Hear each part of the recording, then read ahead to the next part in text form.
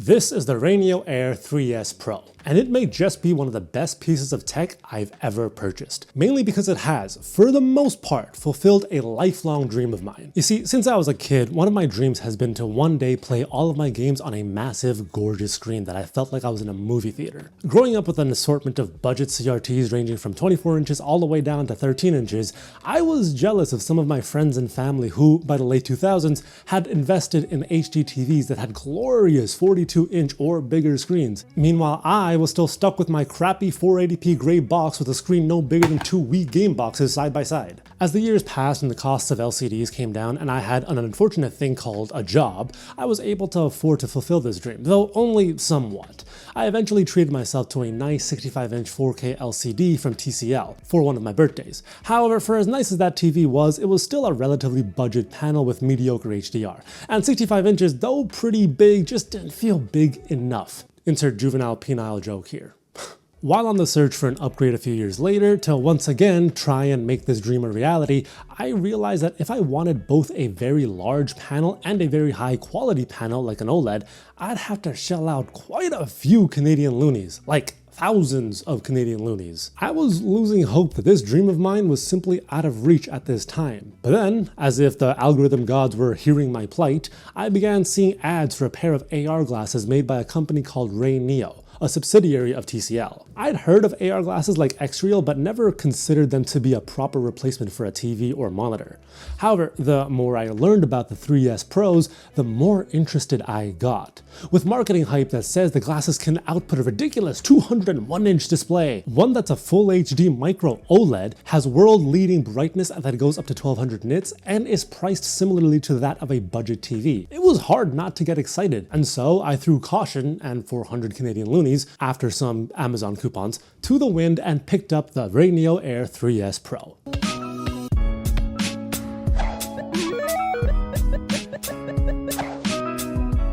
Upon arrival, I was pleasantly surprised by how well the device was packaged. The unboxing experience rivaled that of any premium piece of tech. Picking up the glasses, the first thing that stood out to me was how surprisingly light this device was.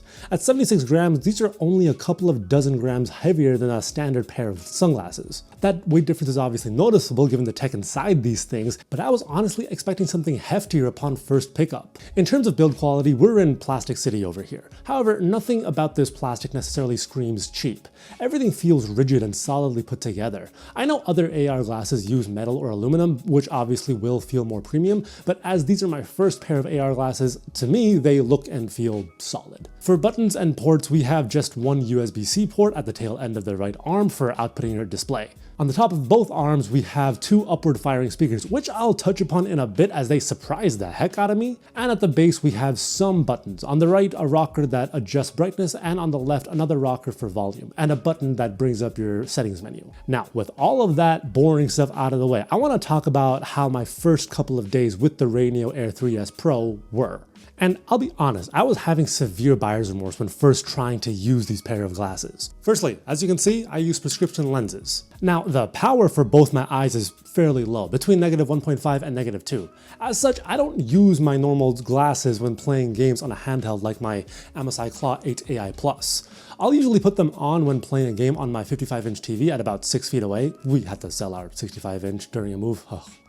I'm so sad about that, but never mind. But sometimes don't even do that. So I thought since I'll now be firing a massive display right at my eyeballs that I won't need to worry about my mild myopia. Boy, was I wrong. As soon as my MSI Claw's desktop showed up, everything was a smeary mess.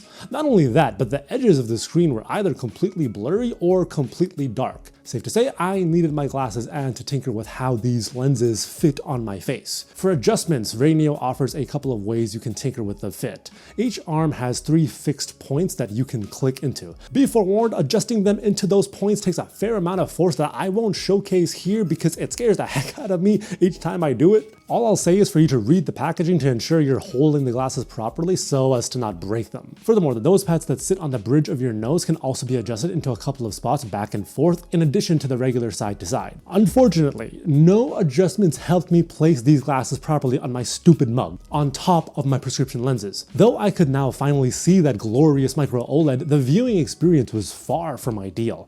Because my regular glasses pushed the 3S Pros further down, the edges of the display became completely obfuscated. It's impossible to show you exactly what I was seeing, but this is a crude mock-up I made that emulates that viewing experience. Not to mention, the weight of my regular glasses on top of the 3S Pros made for a far more fatiguing experience. I tried for 2 whole days to see if I could either get my regular glasses to work with the 3S Pros, or if I could manage to forgo my regular glasses and just deal with the mild blurriness. Unfortunately, neither was an option. Also, side note, even without my glasses, I still couldn't seem to get these things to fit on my face in a way that completely got rid of those blurry or dark edges. I kept tinkering with the fit, but nothing seemed to work. Again, it's impossible to showcase what I was seeing, but here's yet another crude mock-up that somewhat illustrates what I was seeing. I was upset and thought I just wasted $400. But I wasn't about to give up just yet. I knew you could buy custom prescription inserts for all AR/VR headsets. After some research and finding a company that wasn't charging an arm and a leg for a pair of those inserts, I settled on a pair made by a Chinese company called Hans VR. I purchased the inserts on a Wednesday and to my surprise got them on Monday, the next week. Once arrived, I carefully inserted them underneath the nose pads and tried on my 3S Pros. Instantly, after putting these glasses on with the prescription inserts, I felt as though I was having the experience I had hoped for.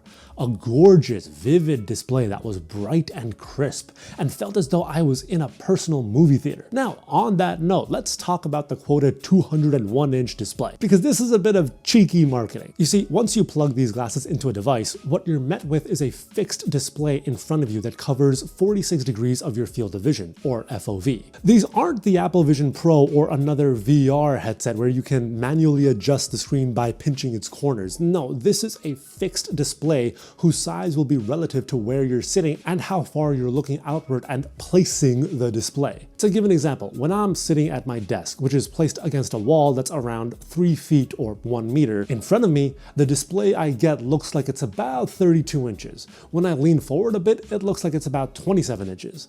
When I'm lying in bed and looking up towards my ceiling, which is about 6 feet or 2 meters away, the screen looks closer to 85 to 90 inches. Now, if your setup is such that your couch is closer to 20 feet or 6 meters away, then yes, you'll definitely get the impression that you're looking at a 200-inch OLED. Nevertheless, I won't lie. Watching movies and playing games while lying all cozy in my bed with a massive 90-inch screen, one that looks as good as this, being a micro-OLED, has been nothing short of a dream come true. My jaw honestly dropped the first time I booted up Horizon Forbidden West. The colors, the contrast, everything simply looked gorgeous and gave me a whole new appreciation for the game. The fact that the display can go up to 120 Hz is also great, giving me a perfectly smooth experience that never once felt laggy. Oh, and those blurry and dark edges I mentioned earlier? Well, after much finagling, I finally got these things to fit on my face just right, to where those edges are pretty much perfect. Not 100%, but close enough. I still have a hard time seeing the bottom corners, which can be annoying with in-game HUDs, but it's honestly not that big of a deal.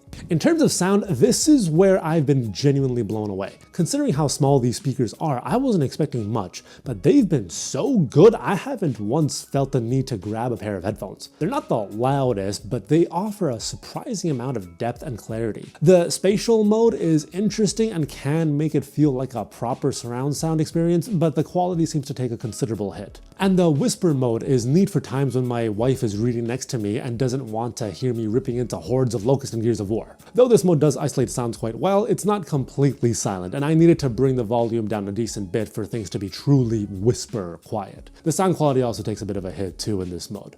The RayNeo Air 3S Pro has become my primary display. It's the display I use while gaming in bed or while on my couch. It's the display I use for watching movies and TV shows, and it's a display I used while writing this entire script. It's been a godsend for a handheld first gamer like myself, who's consistently been trying to find that perfect position to play my handhelds that doesn't strain my neck. Now I can just plug this in and play my games on a huge display whenever, wherever, and without having to worry about battery life, since it takes power from whatever it's connected to. The micro OLED, though only 1080p, is gorgeous and bright, and the sound is surprisingly more than good enough not to need an external pair of headphones. Yes, in terms of functionality, these AR glasses really only do one thing, but boy, does it do that one thing really, really well. Though the initial setup process was a little frustrating, now that everything works the way that it's intended to, it's frankly been a dream come true. A dream that I don't plan to wake up from anytime soon. Thank you so much for watching. If you like this review, be sure to give me a like and subscribe and hype up the video if you want to help me out even more. Comment below if you've ever tried on a pair of AR glasses and what's been your experience. I would love to hear from more people that are using their pair of AR glasses with handhelds like the MSI Claw 8 AI Plus. By the way, if you're into movies and basketball, I post a lot of movies and basketball content on my TikTok and on my Instagram again recently, so go check out @PixelSwitchOfficial on those two platforms. Also, if you're a reader, I post all of my videos, short form, long form, as written articles on my website at pixel-switch.com. Thank you again for watching, and I'll see you next time. See ya.